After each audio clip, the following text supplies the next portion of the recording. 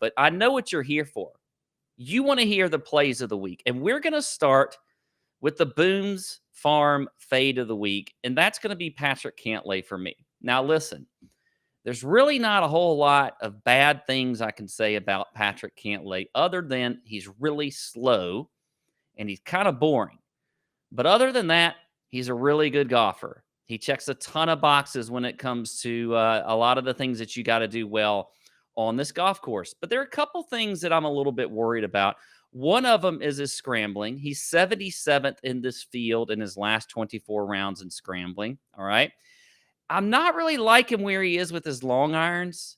You know, if you look at proximity, 175 to 200 and 200 plus yards, it's kind of average when it comes to some of the best players in the world and in this field. And they're going to see a lot of long irons, a lot of, a lot of like 5 woods and 3 woods out there, I feel like.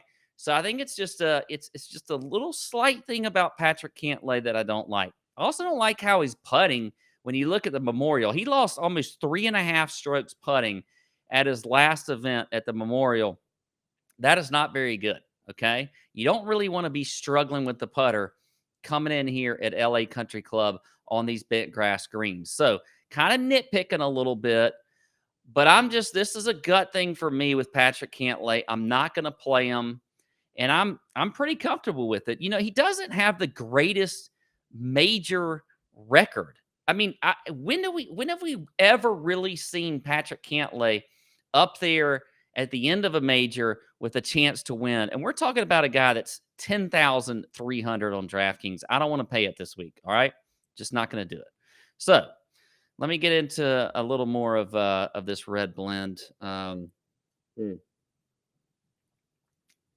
Real fruity tasting. You got a lot of you got some.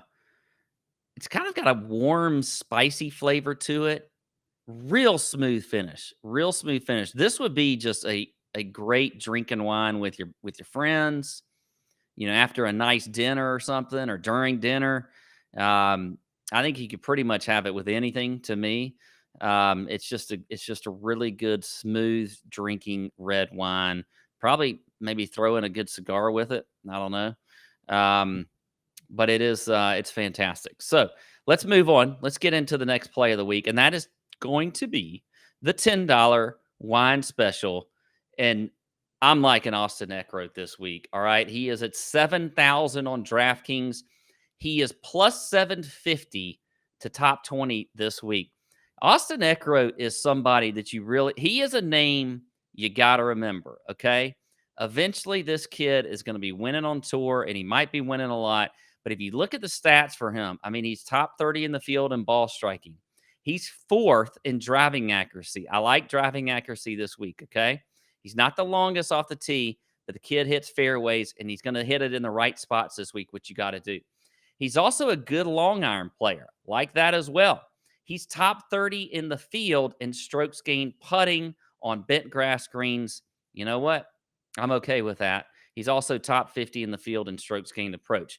So Austin Eckroat, I think, gives you a lot of upside at that cheap price of 7,000 this week. He's also in really good recent form. You look at the last few events: 2nd at the Byron Nelson, 16th at the Charles Schwab. Another course, by the way, very difficult, firm, fast. He finished 16th, and then he was 30th at the Memorial. So you look at all that for a guy that's 7,000 on DraftKings. I think you got a lot of upside and a lot of potential there. And you know what? Maybe throw that top 20 bet at plus 750. All right. A little more of this wine.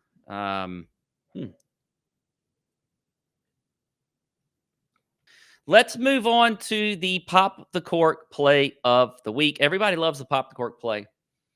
And let me tell you something. This guy is going to scare a lot of people this week, all right? But I'm still going to play him. I think he's going to be low owned. He's got a great U.S. Open record, including a win in the 2016 U.S. Open at Oakmont. Yes, I'm talking about Mr. DJ, Dustin Johnson. I would say Hollywood himself. up in here in California and LA, 8,300 on DraftKings, very cheap, 40 to 1 as an outright winner. I like DJ a lot this week. You just look at his US Open history, it is very good, okay? You know, this is the last 5 years. 3rd, 35th, T6, T19 in the top 25 last year in 2022. And then I talked about that win at Oakmont back in 2016. That's pretty good, you know? He's always known to be a great ball striker. He's got plenty of distance. He's a good putter. He's a great long iron player. All the things that you got to do this week, do well this week at the U.S. Open. And I think he's going to have low ownership. You know, he kind of personifies a red blend, if you're asking me. He's a blend. He's got a lot of things going for him. That's what you got to do at the U.S. Open. You got to have a lot of things that you're doing well. And he can do that. DJ can do that this week. I just think he's a sneaky play. Nobody's talking about DJ, you know? I mean, maybe they're worried about Paulina doing some LA stuff, doing some Hollywood things.